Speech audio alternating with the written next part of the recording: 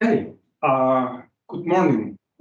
Uh, Welcome to the final webinar of the Pathways to Decarbonization of Shipping using Green Ammonia project. This project is part of a whole set of projects coordinated by the Oxford Martin School under the Agile Initiative and is funded by NERC. I will start by introducing the members of this team, a small but perfectly formed team, I would say, because it collected a number of people from different departments, the Department of Engineering Science, the Environmental Change Institute, the Smith School of Enterprise and Environment, and a couple of consultants. You can see the names in there. Again, a few of us are going to present today. And I should say that we did not get the picture of Aman Majid, but he is or was also a member of this group. Next one. And I will be giving the introduction to this webinar. My name is René Bañares Alcántara. And the contents of it, that is the final results of the project, are going to be presented by Jasper, Carlo, and Anupama. More or less in following order. Jasper will start giving context to the project, and Carlo will explain the overall model, and in particular, one half, roughly, of the model, the green ammonia production part. And then Jasper will introduce the other half, the maritime fuel demand, and the supply-demand network, which is in effect putting together these two very large models for ammonia production and shipping maritime fuel demand. And lastly, Anupama will talk about policy in particular and contracts for difference. This is slide. Yes, thank you very much, René. So most of you will be aware that when you order something from your favorite web shop, it will have traveled around the world in one of those ships you see on the picture. What not everyone knows is that maritime transport is responsible for around 3% of global CO2 emissions. And to put this into context, if maritime shipping was a country, then it would emit the same amount of emissions as countries like Japan or Germany, the 5th or 6th country in the world. There, over the last few years, has been a policy push to decarbonize the sector. Most notably, in 2023, the IMO, the UN body responsible for maritime policy, adopted its revised greenhouse gas emission strategy, which set a target to have net zero emissions by around 2050. Some of you have heard of ammonia, NH3. At present, ammonia production is around 180 million tons, mainly for the fertilizer industry. However, it turns out that it's also a suitable fuel for maritime shipping. It has the right balance of energy density, scalability, and is somewhat cheaper than to produce compared to some of the green alternatives. And the best thing about this is that you can produce it using just renewable energy, water, and air, and does not emit CO2. And this is what we call green ammonia. According to recent projections by the International Energy Agency, green ammonia is expected to become the dominant alternative maritime fuel by 2050. There are many ongoing initiatives to set up so-called green shipping corridors, and some of you on the call are actually involved in some of these. Green shipping corridors are routes between specific ports that will be decarbonized first. And some of these proposed routes you can see on the map here. For these initiatives, ammonia is one of the most widely considered fuels, together with methanol. It's expected that by the second half of this decade, some of these green corridors will be operated using ammonia. However, there are a few insights how the entire green ammonia fuel supply will look like in the future. And as a research team, we asked ourselves the question, how could a future green ammonia supply network look like in 2050? And when I say ammonia fuel supply, this means the most suitable places to produce green ammonia in the future, which ports may store or export this, and which ports require this green fuel. Thank you, Jasper.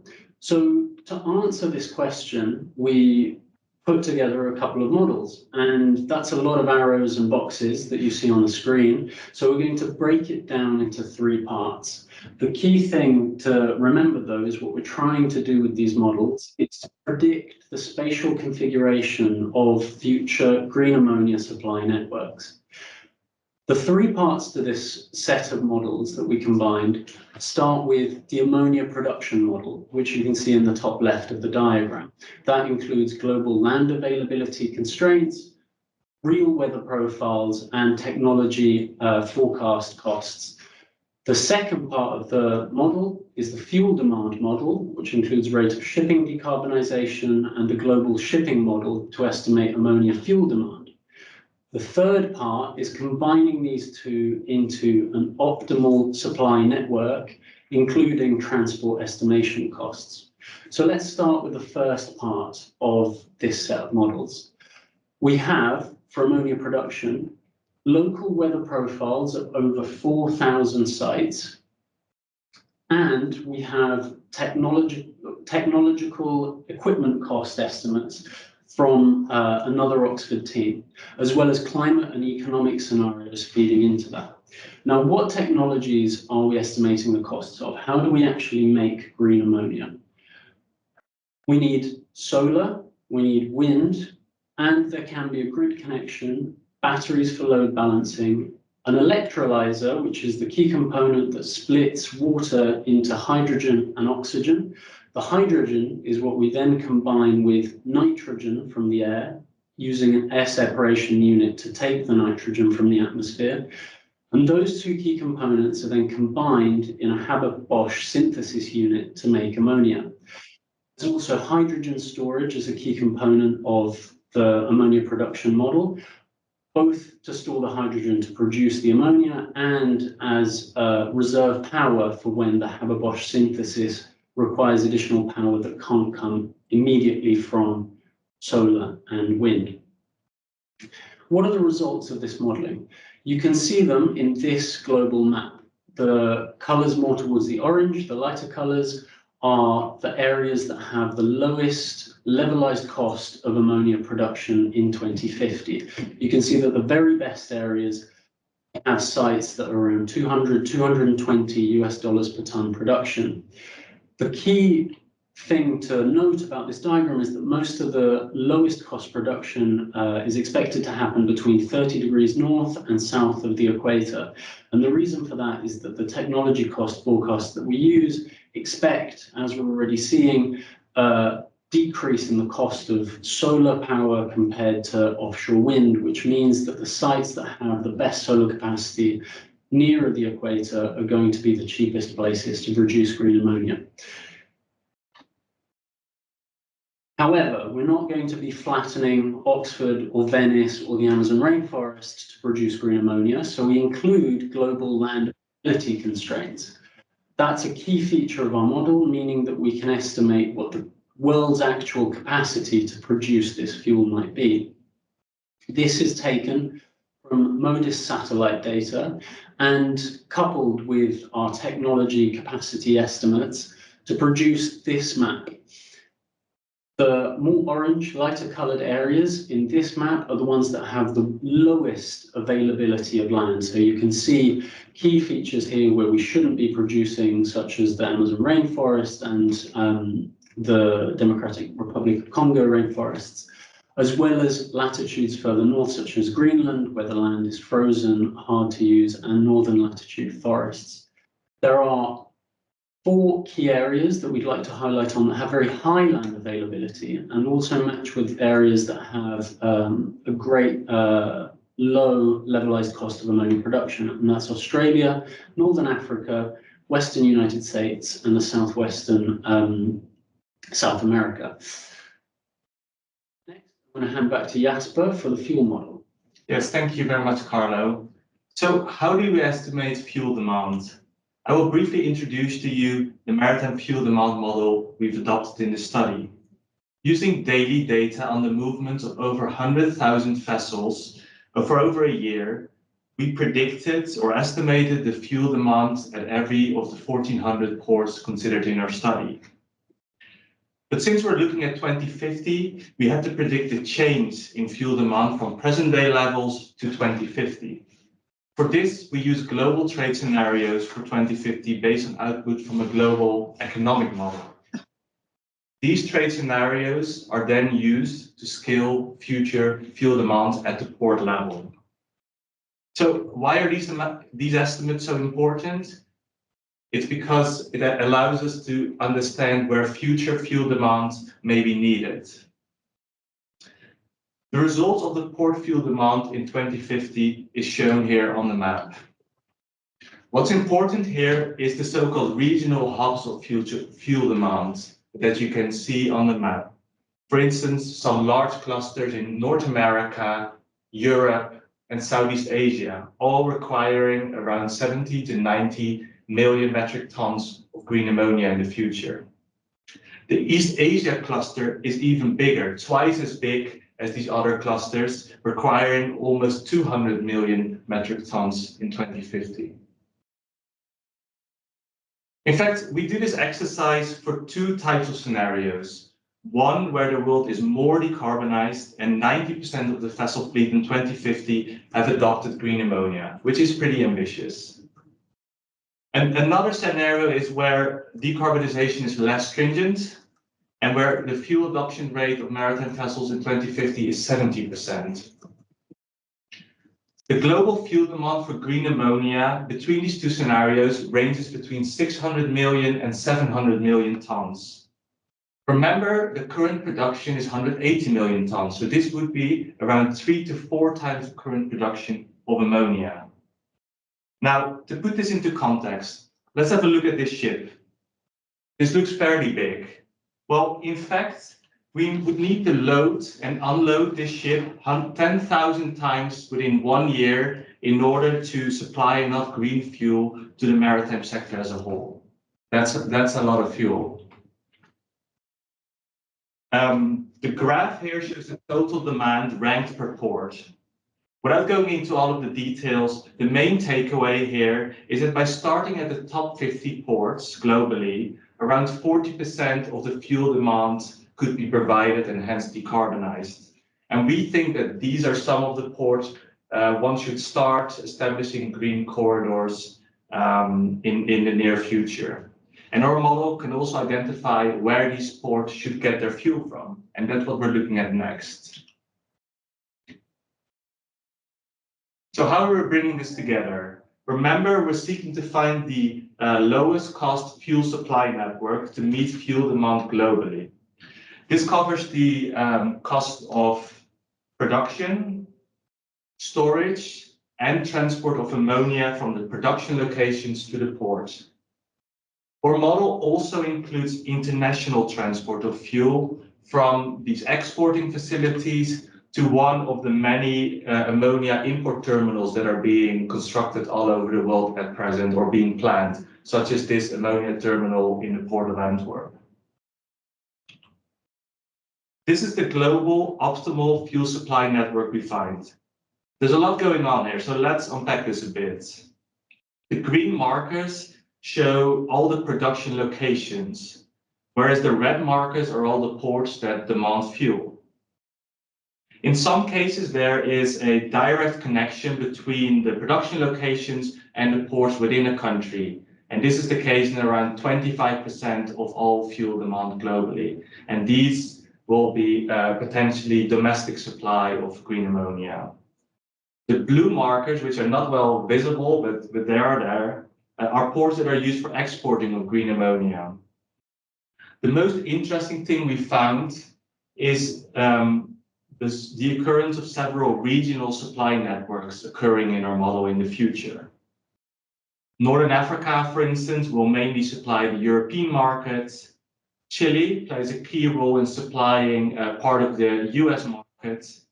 And Australia will be the main producer for the Asian market. So how much does green ammonia cost in the future? We find that almost all regions will have to pay a similar amount for getting green ammonia fuel to their ports, somewhere between 220 and 250 US dollars per ton. And this is mainly because each region has a low-cost production location within its regional supply network. Now, how much will this transition cost? We estimate this to be around 2 trillion US dollars in total, not accounting for the cost of ship retrofits or building of new ships. That's a lot of money, and to put this into context, this is around 2 times the annual spending of the UK government in any single year. However, there's also a large opportunity for low and middle income countries, with around 50% of all the investment needed in these places. Of course, this begs the question, who's going to pay for this? Thank you, Jasper. To test the robustness of some of these conclusions, we came up with a few hypothetical scenarios for sensitivity analysis. The first of these came from questions from stakeholders with concerns around whether it would be possible to produce this much green ammonia while carrying on satisfying the primary demand that exists today for fertilizer. And using our model with its land availability constraints, so making sure that we don't produce in areas that aren't suitable, so avoiding cropland, avoiding forests, and only producing for the most part in land that is considered barren by most satellite data sets, we find that actually there's very minimal impact on the levelized cost of ammonia and supply patterns if we include those additional demands based on today's fertilizer demand from different countries around the world. That is maybe to be expected given that fertilizer demand would constitute only an additional 14% of what is 2050 bunkering demand. How far could this additional production be taken? As a purely theoretical sensitivity analysis,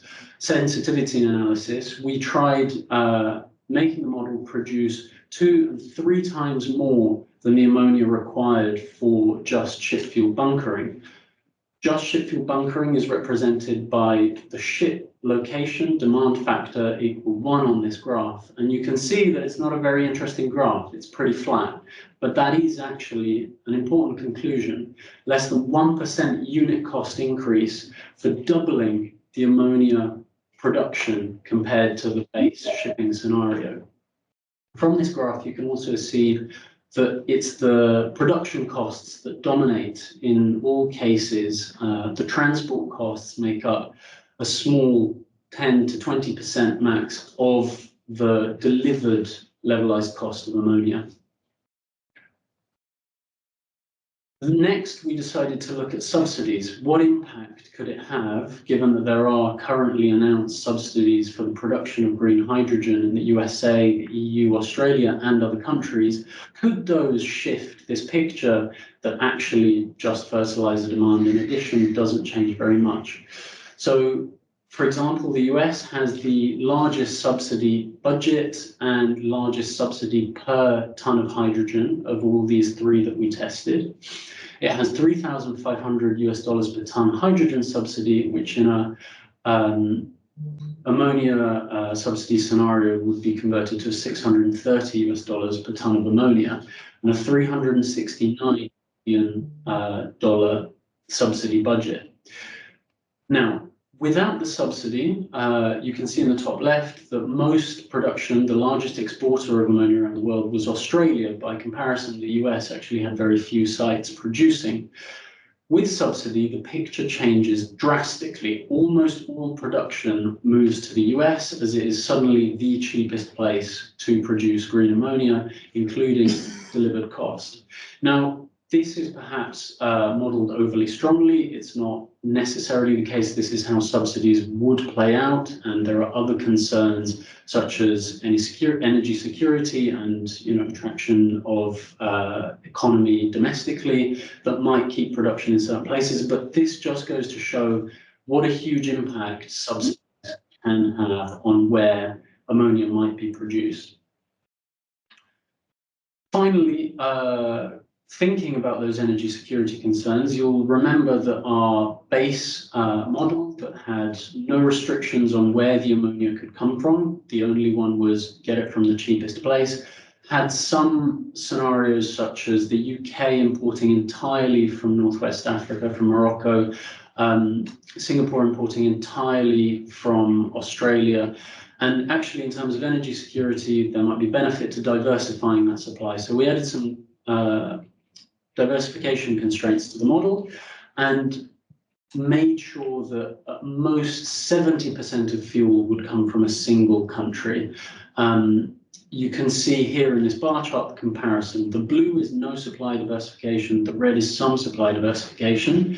And there are changes, but overall the picture is fairly similar. Australia produces a bit less, but that's made up for by some of the second best producers.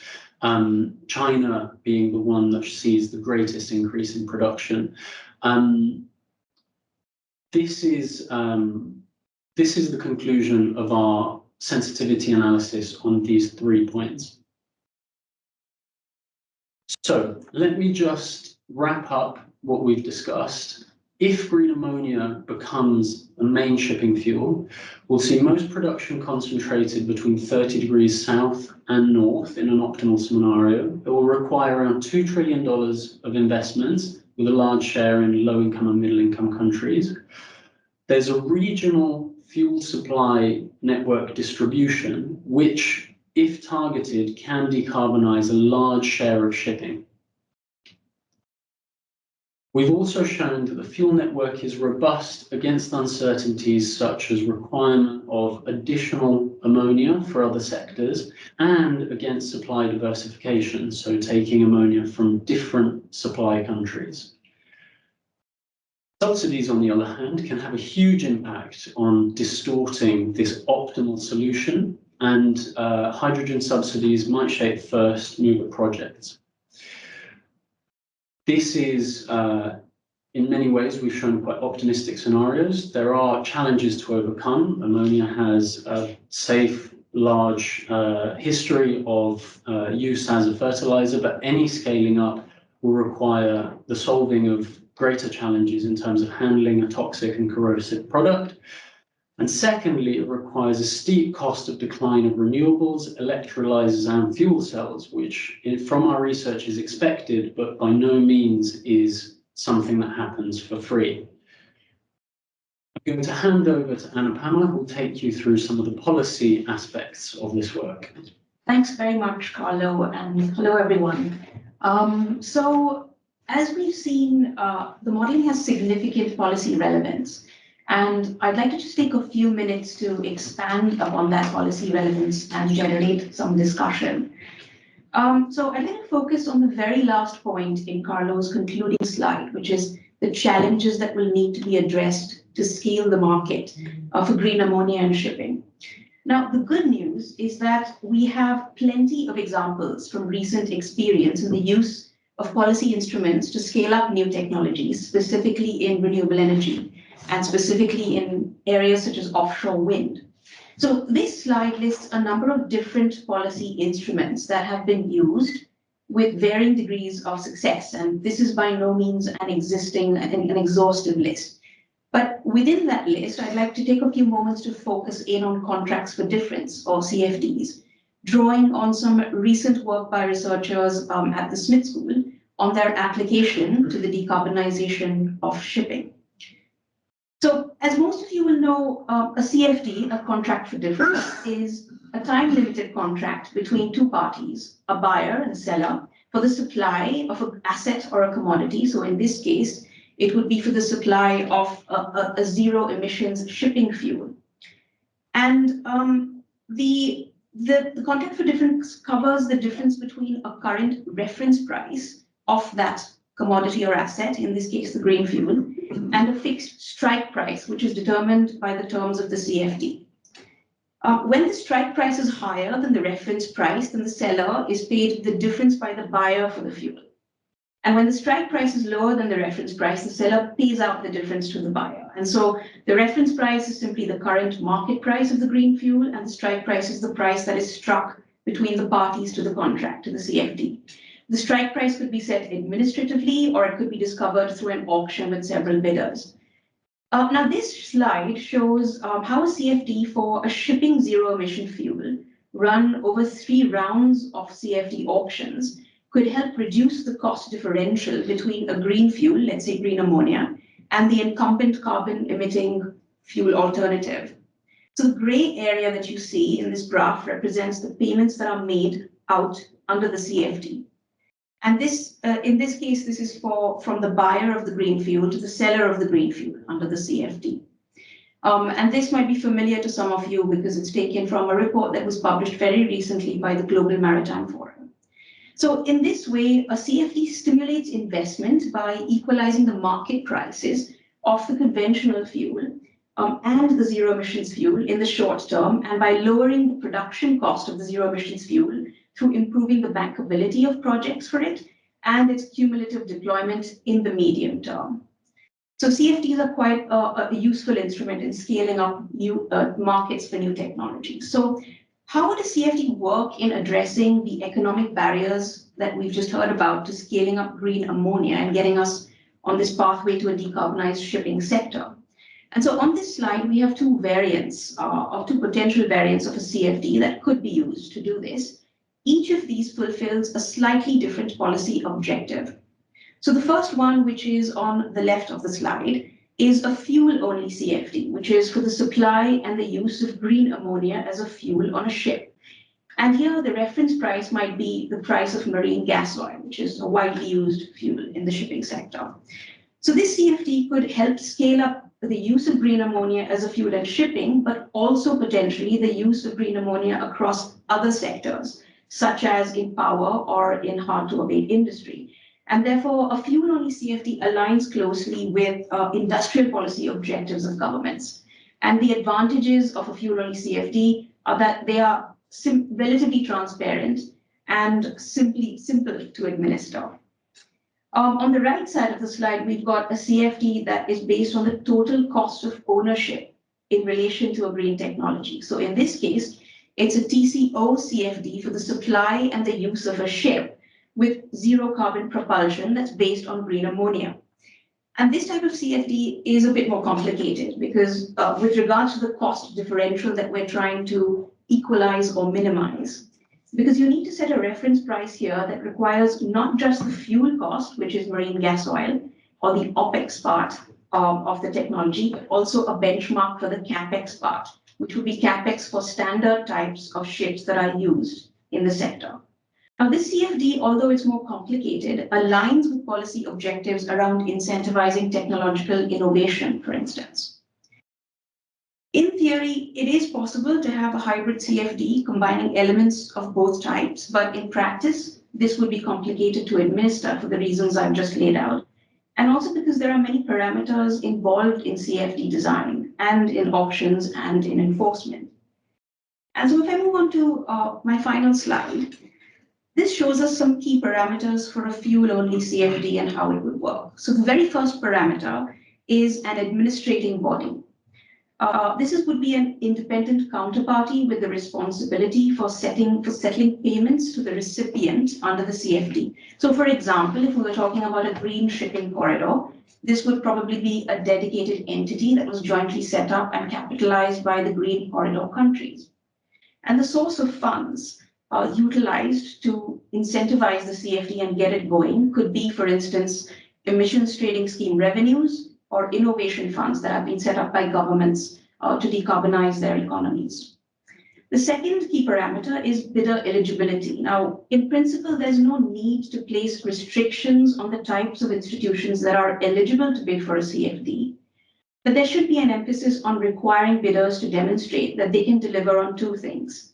The first one is that they can show that green ammonia has been procured, and the second is that green ammonia has been used on a ship in a compliant manner in accordance with the terms of the CFD.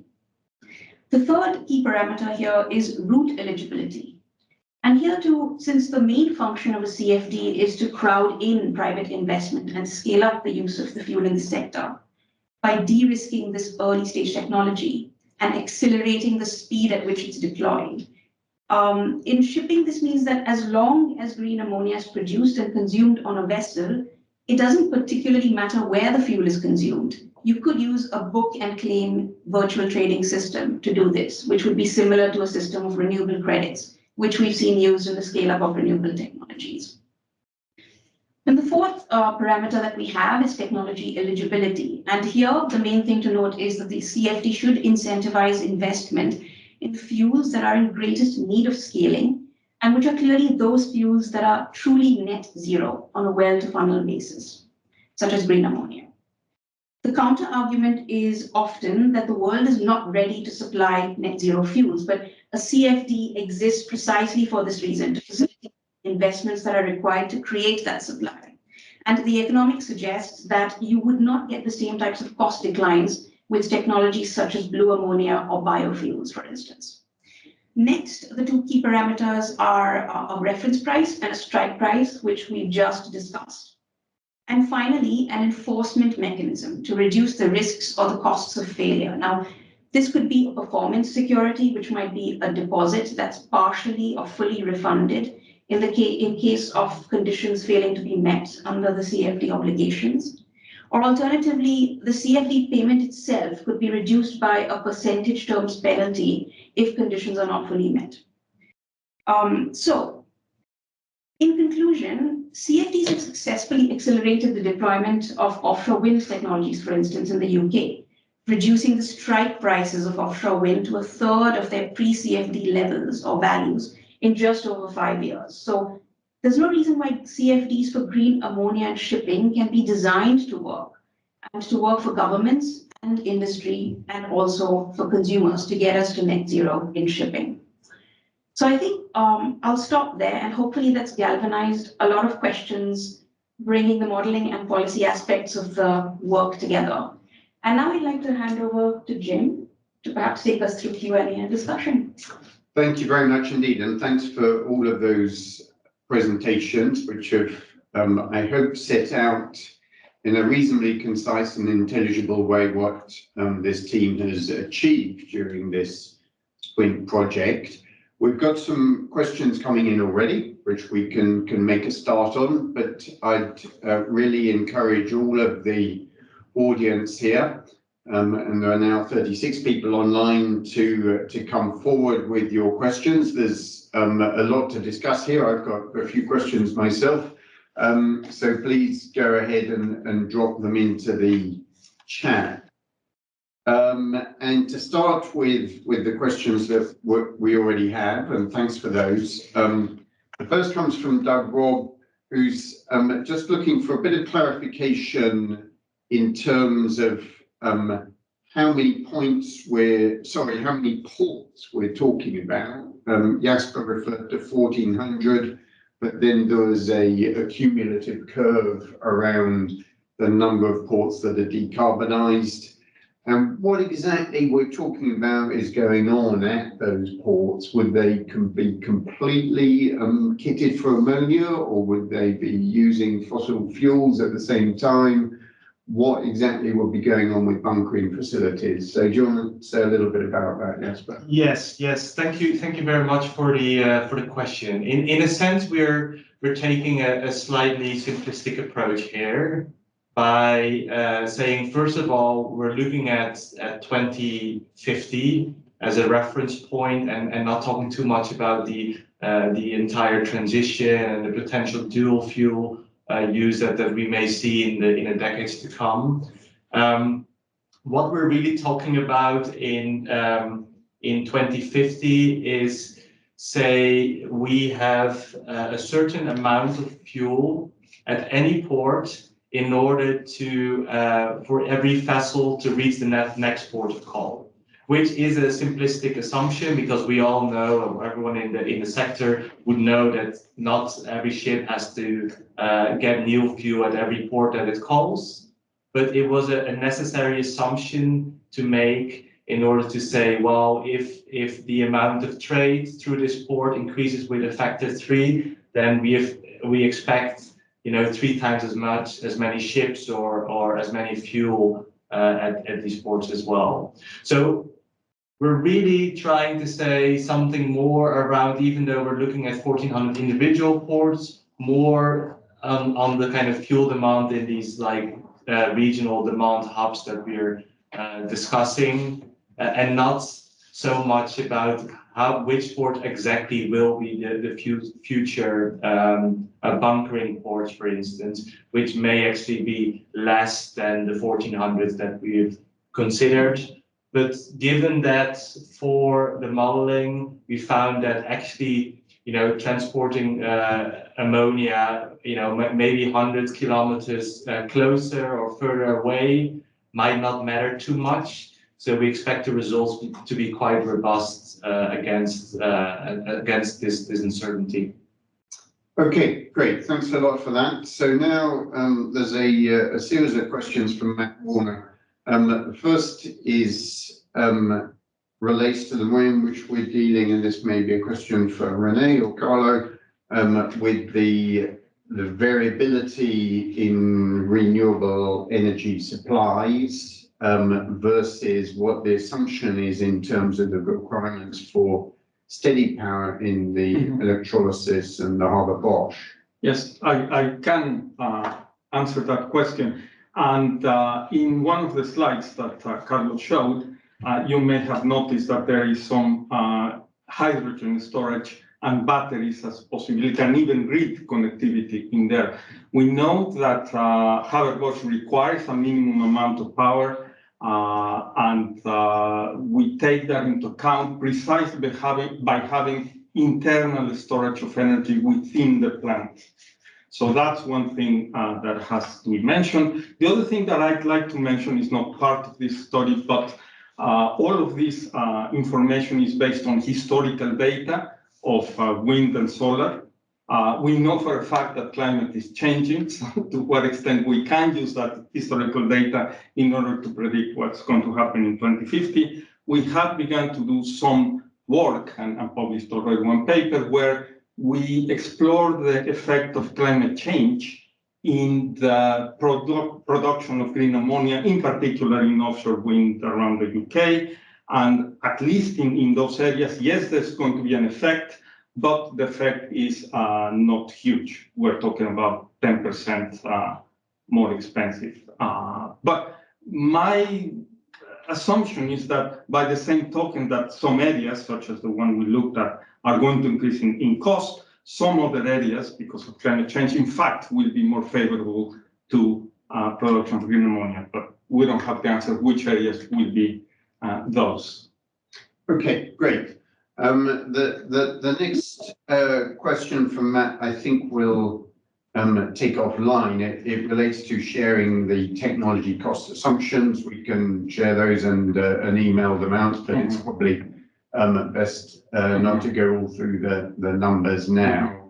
But there is then a subsequent question suggesting that our estimates of marine ammonia demand are extremely high, according to Matt. How does that compare with other models and scenarios? Do you want to pick up on that? Yeah, I mean, we're being sort of overly optimistic in this sense, also in terms of potential fuel adoption rates. These are really sort of the high end of the scenarios. But this was, in a sense, the objective of this project.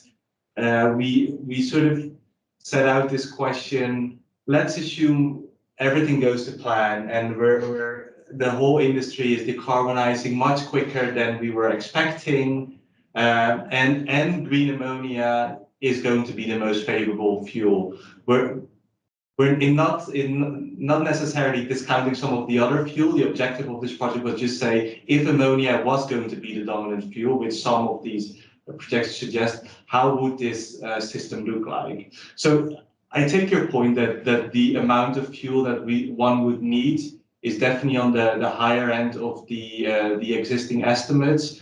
But in a sense, this was going to be a sort of stress testing exercise, say, well, if things would be higher than expected, this is what the world would look like. The second point to make there is that this is exactly why we're running some of these sensitivity analysis to say, well, what if ammonia demand would actually be much less than we expected, or as Carlo explained, much more than expected, just because the fertilizer industry is decarbonizing in a similar fashion, as well as increasing fertilizer demand. And actually, we find that not really that much changes. So, in a sense, yes, the absolute numbers might change, but sort of the spatial configuration that we see, which was the main objective, stays relatively constant with some of the changing some of these assumptions. That's great, thanks. The final question from Matt, and I'll wrap this in with a question from Andy Gilchrist as well. So Matt's asking around the to what extent we've looked at the plausible range of production costs of green ammonia, and or levelized costs, and Andy's asking about the variation in those costs globally, and the extent to which they include the capex of all of the plant. Well, no, go ahead, René. Okay, yes. First of all, the capex is taken into account. It's not only operation, but also capex. And the other thing I will say is that we are continuing some of this work in other results, but it's not part of the project anymore because funding has finished for this project. But we're continuing on trying to calculate indeed, for example, this pathway from where we're at to 2050, taking into account that prices are going to be different in 2030, 2040, 2050, and how as different commitments are made in order to produce green ammonia in certain parts of the world, to what extent that will condition or not producing green ammonia in the future in that same region, if other regions become more competitive, so on and so forth. So all of this we're trying to develop as of now. We have some very initial results, but not ready really to be discussed and presented. Yeah, maybe just on the technology cost forecasting, I will add that we are aware that the technology cost forecasts used by us are some of the most aggressive out in the literature. They are derived from a paper we're happy to share, made by another Oxford team, Wei et al. Came out a couple of years ago, essentially using historic trends of technology learning curves to forecast what the price could be of solar in 2050. And we find their results to be quite convincing. We have run a couple of different scenarios based on that paper. They are always within a kind of 20% cost, which I think still leaves that forecasts that we use towards the more aggressive end. But things like subsidies, you can see change the costs even more drastically than that. And there are uncertainties there that we could pick out more in further research. Yes, uncertainties have to be taken into account. We haven't right now, but it has to be said that these predictions from the paper that Carlo is mentioning have proven to be a lot more accurate in the last 10 to 15 years, how things have developed, as opposed to, for example, in the International Energy Agency, which constantly had to change their predictions because they were not aggressive enough. Yeah. Great, thanks. I think the next question is for Anupama around, well, are CFDs actually applicable in the context of this globalized and very globally distributed industry?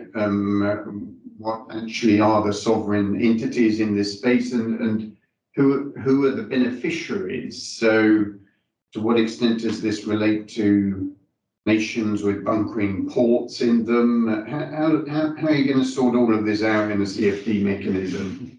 Yeah, thank you for the very easy question, Robert. Thank you. So I think that's a terrific question, right? And I can see where it's coming from. So it's basically I gave the example of renewables as a successful example of scaling up technology through CFDs, but there were obviously certain things that were specific to the context of renewables, which then influenced their scaling up. So things like governments had control over their own fiscal policies. They were able to put the costs of that onto consumers. And there were sort of more demarcated boundaries around the area, the net zero or decarbonization sort of remit of governments. In this case, it comes back to some of the key parameters that I set out in my last slide. So I think similar to renewables, we are going to have to see parts of the industry decarbonizing through first mover initiatives. And one thing that we have seen emerging is interest in green shipping corridors by multiple entities and by multiple jurisdictions that are involved in them, trying to set up these corridors and trying to figure out sort of financial mechanisms that are based on CFDs that could make this workable. So I would say the first entities we might see who are involved in these sorts of things might be those countries who are setting up those first mover stalls in this entire industry and in this endeavor. I think coming back to the administrating body and the jurisdiction of the decarbonizing entities versus who actually has oversight on the sector, that is something that, yes, needs to be sorted out. It could be the IMO, it could be a regional organization such as the EU. The advantage of having a multilateral oversight on CFDs and shipping is that you do have access to sources of funds, and the funds for CFDs are agnostic on sources. So you could use innovation funds in the EU, for instance, you could use revenues from the ETS. And so there are options there. I think the sort of the final point to make here is again coming back to the experience of CFDs and renewables. The CFD is a time-limited contract. As we move forward, we continue to decarbonize, governments implement carbon pricing around the world. Eventually, we will see zero carbon emission fuels becoming competitive, and then there will come a point where CFDs fulfill their purpose. So I don't know if that's a very sort of specific answer to the question, but I hope that it's certainly an optimistic one with a bit of sort of qualification. Okay, no, thanks very much indeed, and that's really helpful to describe a bit of the transition here, the first movers, how CFDs could help to incentivize that, and then how we see this industry becoming incentivized more broadly as it becomes more global. The question from Nicholas Mitos takes us back to the engineers. Okay. And the question around blue hydrogen versus green hydrogen.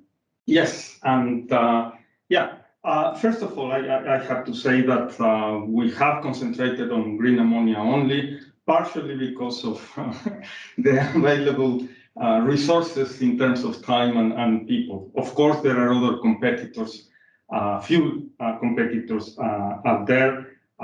We again plan to expand into them, but I will go in particular to this possibility, which would be methane pyrolysis. And the first thing I haven't done the calculation, but from papers I have read, actually, it would be quite expensive because either we would need to use concentrated solar power, which is a lot more expensive to use than or to implement than photovoltaic, or use this very high temperature required in order to do the pyrolysis, be produced by fossil fuels. In both cases, well, in the second case rather, then we would have the use of methane, first of all, and there's going to be leakage out of that methane. And as we know, it has up to or more than 100, more potential, global warming potential over 20 years than CO2. And of course, if we're using fossil fuels in order to do the pyrolysis, we would need to take into account that use of energy. Of course, one could claim that carbon capture could be used in order to ameliorate those effects. But again, to my knowledge, it's technically possible to separate 100% of the CO2 from, the effluents of a power plant. But no one does that because it's just prohibitively expensive. Therefore, a fraction, and many times it's 20% of the CO2 produced is released into the atmosphere And I guess as a philosophy of the group, we are really trying to look at net zero solutions as the first principle. Okay, that's great. Just a final note at the bottom from Nicholas there on whether there's not sure. Yes, indeed. But where the energy is going to come from, because you need very large temperatures. And again, to my knowledge, you have only two options there: concentrated solar power or fossil fuels. But I may be wrong, and I will be willing to revise this information, but I really think this is the case. Okay. So thanks for those questions online. As we have a couple more minutes, and actually while we're talking about fuel, in the slides at the start, we saw methanol either as an e-fuel or as a biofuel being on the agenda here as well. Do you want to say a few words about the potential role there and how we think about that? I'd be happy to. Yes, you know, a multi-fuel model is in the works. It's something we're hoping to produce in the next few months. One of the main concerns with methanol that we had is the land availability constraints, because for methanol, we will require carbon from some source, and there is definitely in the short term, perhaps biomass availability to facilitate decarbonisation of a part of the shipping sector. But when we look at the scales required for decarbonisation of the vast majority of the shipping sector, then it looks like methanol might be a quick, easy thing right now, but looking forward to 2050, there is a huge production gap that is likely possible for only ammonia to fill because of the land availability constraints that exist, that ammonia can be less susceptible to, as it only requires barren land, as it doesn't make use of any carbon. And so no required biomass, no required land use change, and all of these effects. But we're hoping to produce a model that includes, you know, hydrogen alongside ammonia, because, you know, there is an energy cost saving in not converting the hydrogen to ammonia if you're only using it for short periods, and as well trying to feed into that some of the alternative fuels that there will be some availability of. Great, thank you. And also this, I think in one of the early slides at the start, there's some reference to both the safety and the environmental concerns around using ammonia. Do you want to say a few more words about that? Yes, I could say a couple of things. So first, we have a 100-year history of producing and transporting ammonia, and it's one of the reasons why it's a promising chemical to use, because of all of the technology that we've described and modeled currently exists and is well tested. Ammonia is toxic, about 4 times more toxic than methanol on a particle per milligram toxicity dose level. It is highly, highly soluble in water, which is one of the key safety features that are used to stop ammonia from spreading during gas leaks. It's also highly detectable, both by smell, because it's very, very smelly, and by sensors that are deployed in the industry today. And so the proximity to water and to safety systems on ships is what's worked in the past very well to avoid major ammonia incidents. In terms of emissions, there are very few concerns in terms of global warming potential of ammonia, because it has a very short lifetime in the atmosphere, specifically because it's so soluble in water, it immediately falls down. Obviously, we know from fertilizer use that the effects of lots of ammonia in the environment can be eutrophication, which does damage to our water systems. But if you are using the ammonia, combusting it, or in a fuel cell, then what comes out the other side should mostly just be the water and nitrogen that you put back in. There are concerns around nitrous oxides if the ammonia isn't burned at the correct temperatures.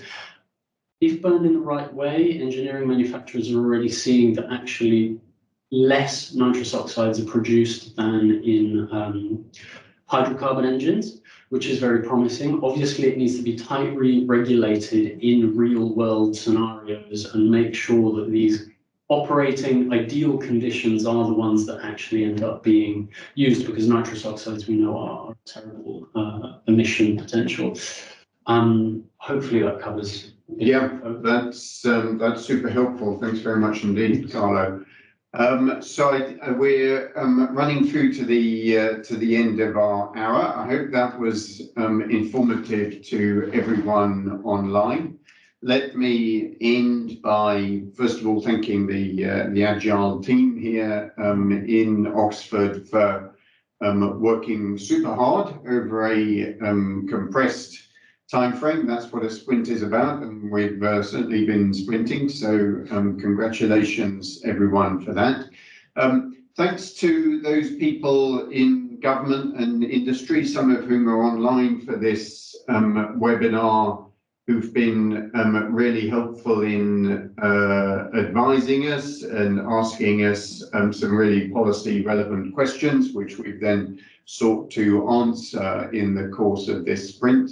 And thanks again to the Agile Initiative in the Oxford Martin School, which is funded by the Natural Environment Research Council. And thanks above all to everyone online for joining us. And we will we've captured this video, and so we'll be able to share that online if you'd like to share it with your colleagues and friends who haven't managed to see it. Okay, thank you all very much. Goodbye. Thank you.